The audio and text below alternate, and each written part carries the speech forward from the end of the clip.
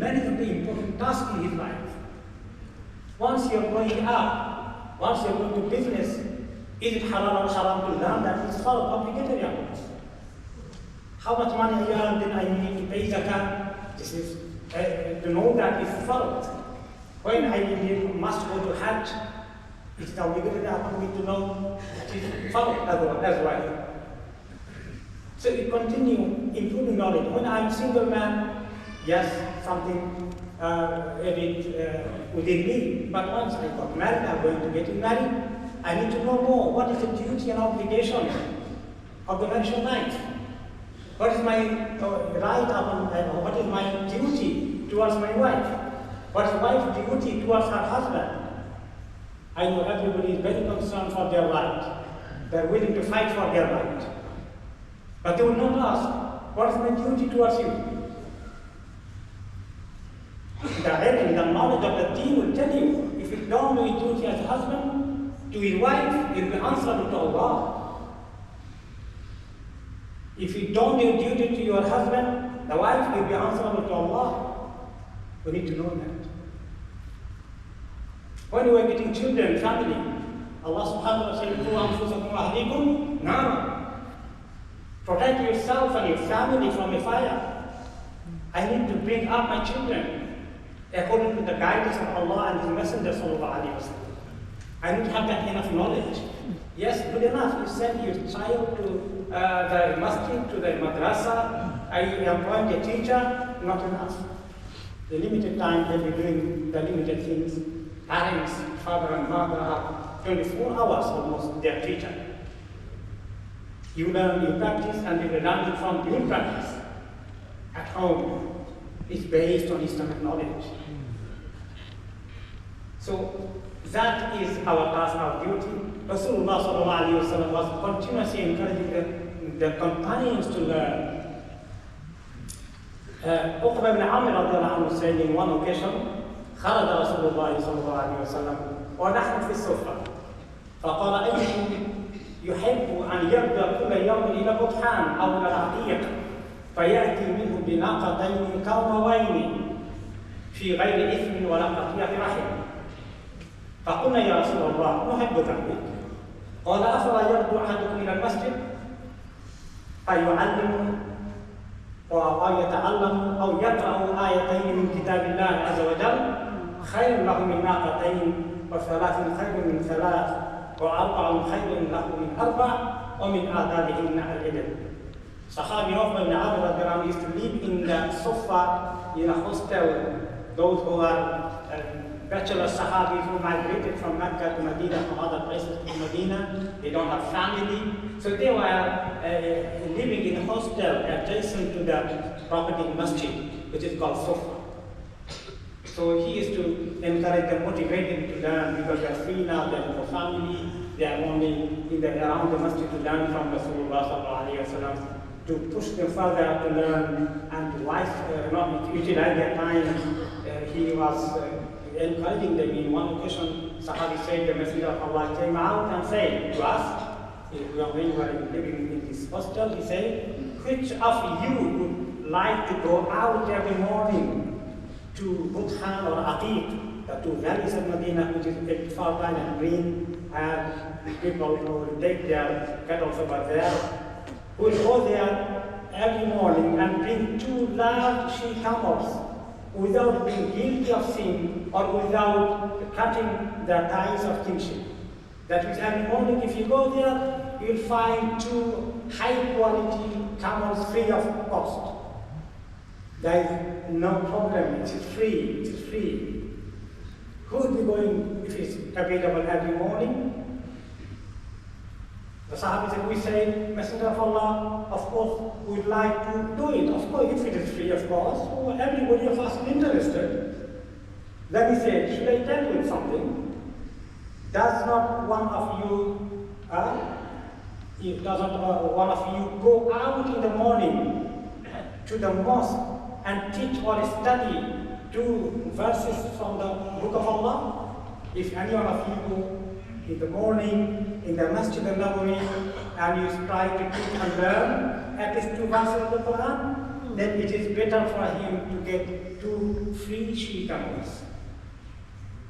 Learning or teaching 2 verses of the Quran, referring to Islamic knowledge, is much better than getting 2 camels free.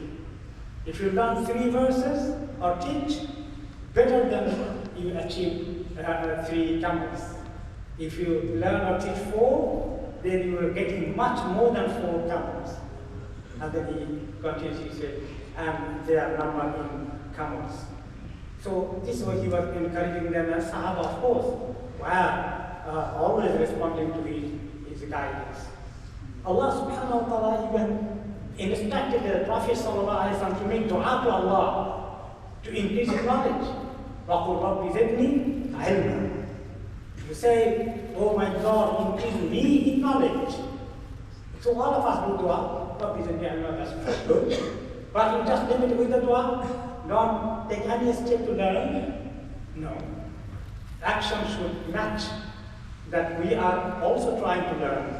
Many of us learn only in primary level. In primary level. When they are going to secondary college, university level, not many people will be trying to learn more. Why should we continue the journey of the knowledge?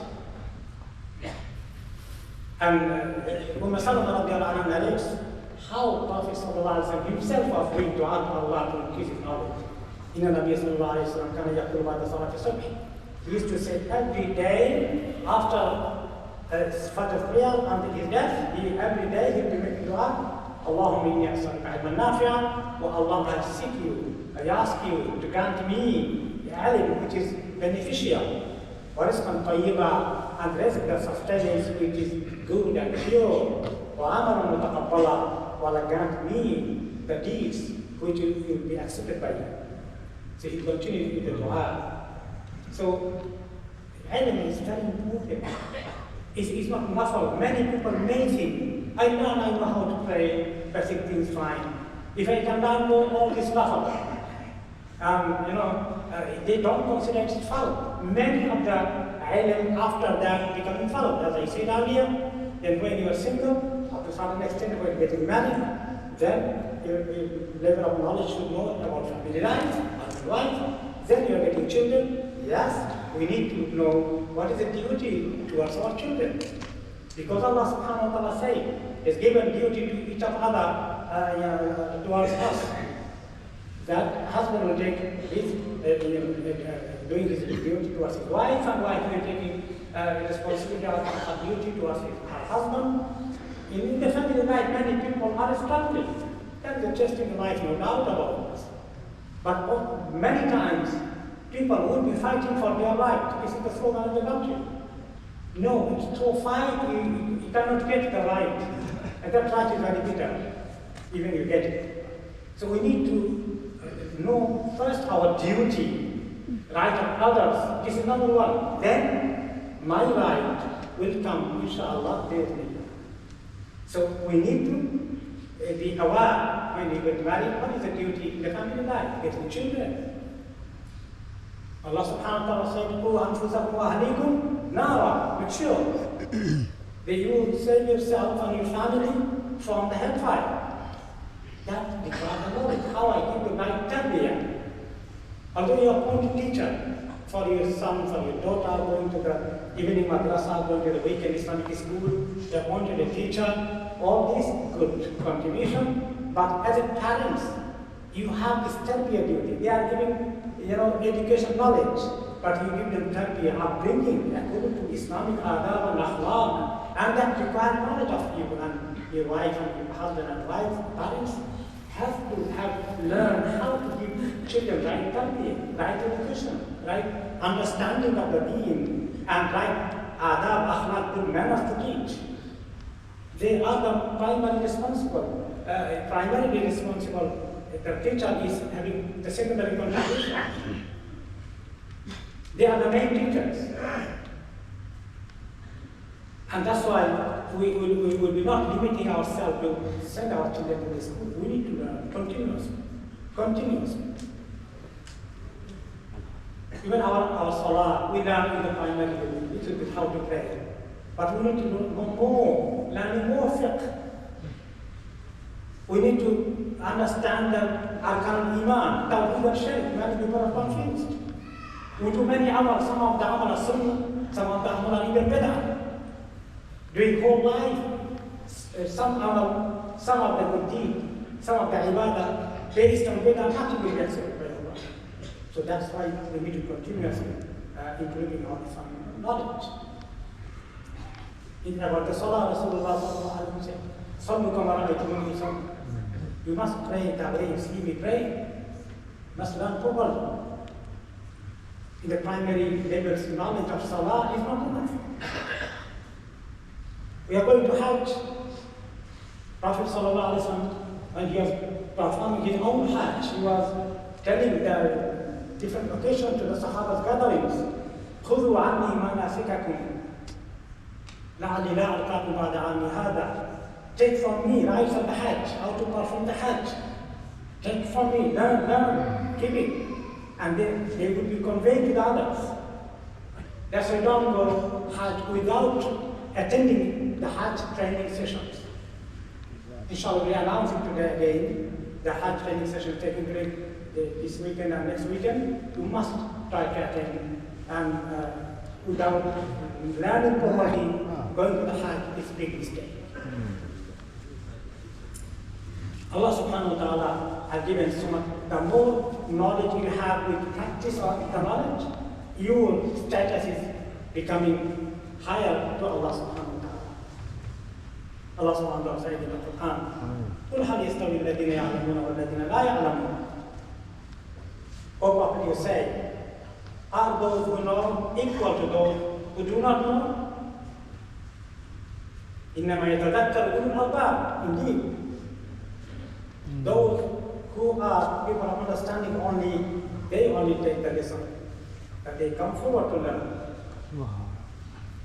He also said, أَفَمَنْ يَعْلَمَ أَنَّمَا أُنزِلَ إِلَيْكَ مِنْ رَبِّكَ الْحَقُّ كَمَنْ هُوَ أَعْمَى. The one, is it not the one who knows whatever is being revealed to you, the deen, the knowledge of the deen, the wahi of Quran and Sunnah, that this is the only truth. Those who know that Quran and Sunnah knowledge, are they like Kaman huwa ama, those who are blind? Allah subhanahu wa ta'ala made those who never bother to learn Islamic knowledge, He said them they are blind. And knowledge gives you the real sight. You can see what is wrong, what is right. He also said in Surah Fatir, ayah number 19 and 22, وَمَا يَسْتَوِي الْأَعْمَى وَالْبَصِيرُ. Not equal the blind and seeing. وَلَا ظُلُمَاتُ وَلَا نُورُ. Nor are the darkness and the light. So ilm, knowledge is light. And jahl, ignorance is darkness. وَلَا الظِّلُّ وَلَا الْخَرُورُ. Nor are the shade and the heat. وَمَا يَسْتَوِي الْأَحْيَاءُ وَالْأَمْوَاتُ. Nor are and not equal are the living and dead. Is considered who has knowledge and they act upon the knowledge. They are the people who are living, and those who never take any responsibility, never continue giving importance to increase their knowledge, as if they are dead. Abu Darda radiallahu anhu, sahabi al-Yam from Rasulullah sallallahu alaihi wasallam, he said, "Man ra'a al-qadra wa rawaha fi talab al-ilm laysa bi-jihad, faqad naqasa aqluhu wa ra'iyuhu." If anybody doesn't consider in the morning